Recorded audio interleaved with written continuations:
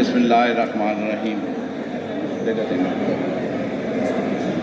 Honorable Presidium, respected Bar, 2007 में जब आइन को हेल्ड एंड अबेंस किया गया तो उस शाम को सदर supreme court bar Munir Malak ने एक ललकार दी तो मुल्क के तूलो अर्ज में आज़ाद अदलिया और डिक्टेटरशिप के खिलाफ एक नारा बुलंद हुआ। डिक्टेटर ने ये कहा कि ये तो थोड़े से लोग हैं, ये मेरा क्या बिगाड़ेंगे, लेकिन हर आने वाले दिन ने बताया कि तुम कमज़ोर हो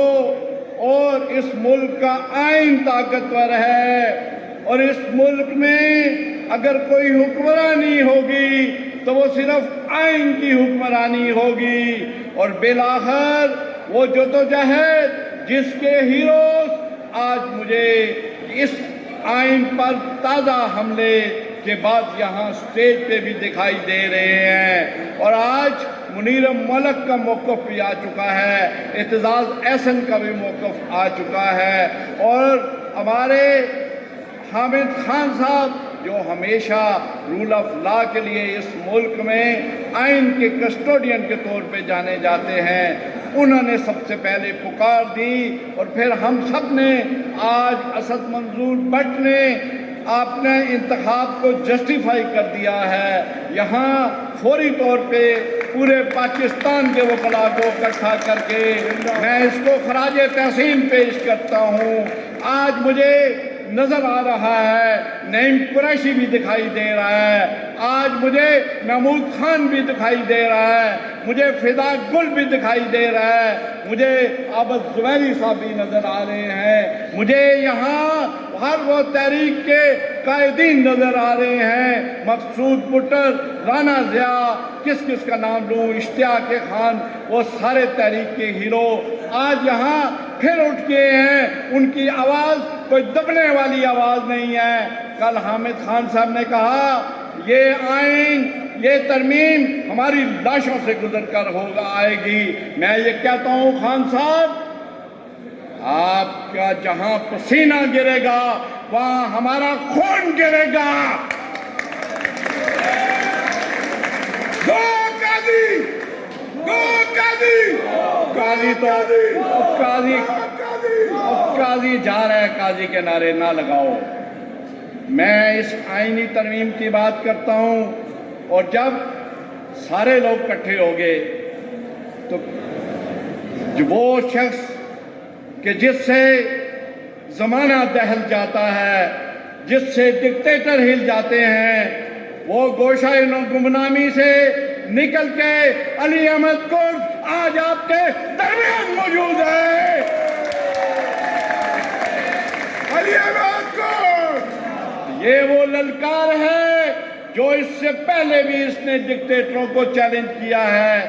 और आपके लिए नविश्ता दीवार है। आपने इसमें सिर्फ अदलिया पर हमला नहीं किया, 2A में separation of executive and judiciary का बुनियादी तस्वर है और हमने इंडिपेंडेंट जुडिशरी के लिए एक तवील जद्दोजहद की हुई है। नियाजुल्लाह नियाजी मेरे साथ वहाँ सदर था और मैं ये कहता हूँ कि वो सेपरेशन ऑफ एग्जेक्टिव और जुडिशरी उसका बुनियादी तस्वर इंडिपेंडेंट जुडिशरी के लिए था और इस इंडिपेंडेंट जुडिशरी को आज कंट्रोल करने की कोशिश की गई। जब अदालतों के अंदर ऐसे फैसले आए कि जिनके ज़रिए आज़ाद मश्त जजेस मंसूर अली शाह की क़यादत में उन्होंने 8 मेंबर का फैसला किया तो उसको सबोताज करने के लिए सबसे पहले उन्होंने एक्ट लाया और उस कानून साजी के ज़रिए कंट्रोल करने की कोशिश की।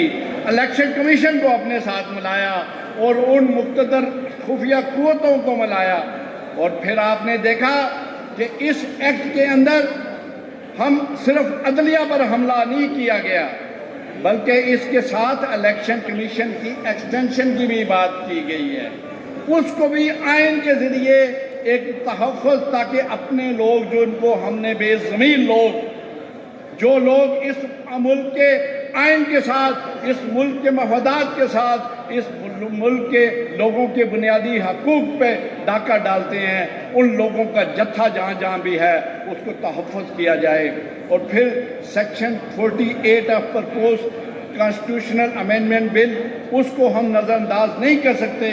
جس میں آرمی چیف کی ایکسٹینشن کے بارے میں آئینی تحفظ دیا گیا ہے۔ ہم ایسے کسی بھی کانسٹیٹیوشن کے اس ادارے کو انہوں نے جو ہے بخشا نہیں اور اس کو کنٹرول کرنے کی کوشش کی۔ میں یہ کہوں کہ جب آپ سب قوتیں، سب طاقتیں، سب اپنی پاورز اپنی ذات میں منجمد کرتے ہو، اور وہ لوگ کہ جو اپنی حیثیت کا تو تعین کر لو، آپ کا تو اخلاقی جواز ہی نہیں ہے، آپ وہ اسمبلی ہو کہ جس کو عوام یہاں ریڑھی والے سے پوچھو، ٹانگے والے سے پوچھو،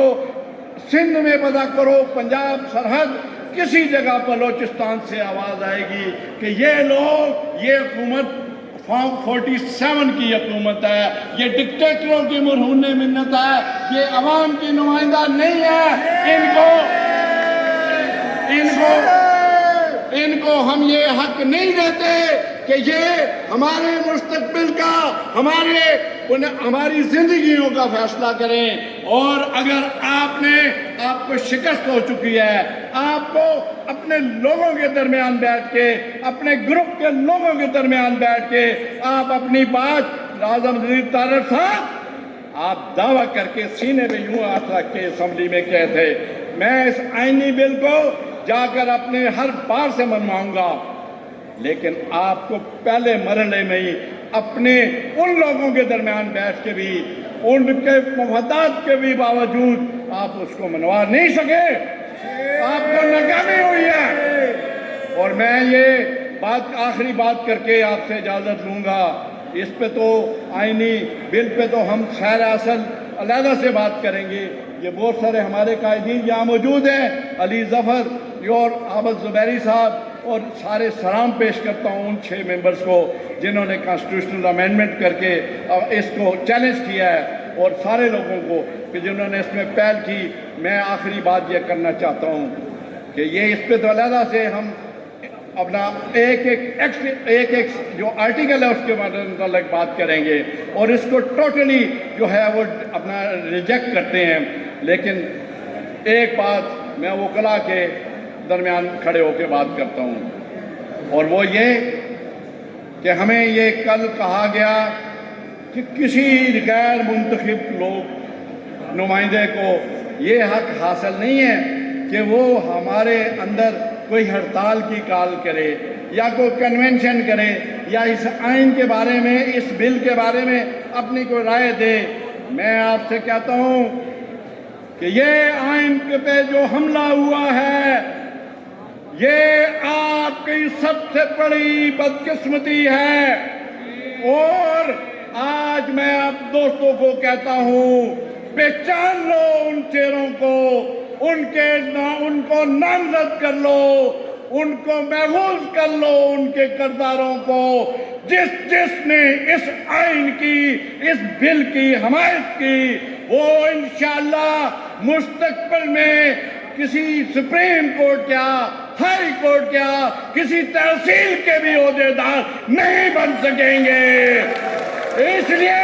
کہ اس ملک کے وکلاء ہمیشہ انہوں نے قسم اٹھا رکھی ہے اس ملک کے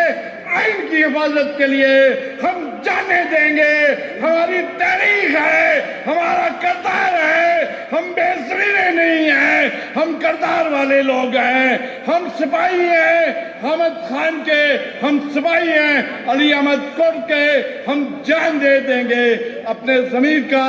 آئین کا، اور انشاءاللہ اس ملک کی آزاد جوڈیشری پہ کوئی کمپرومائز نہیں کریں گے، کوئی کمپرومائز نہیں کریں گے۔ گرتی ہوئی دیواروں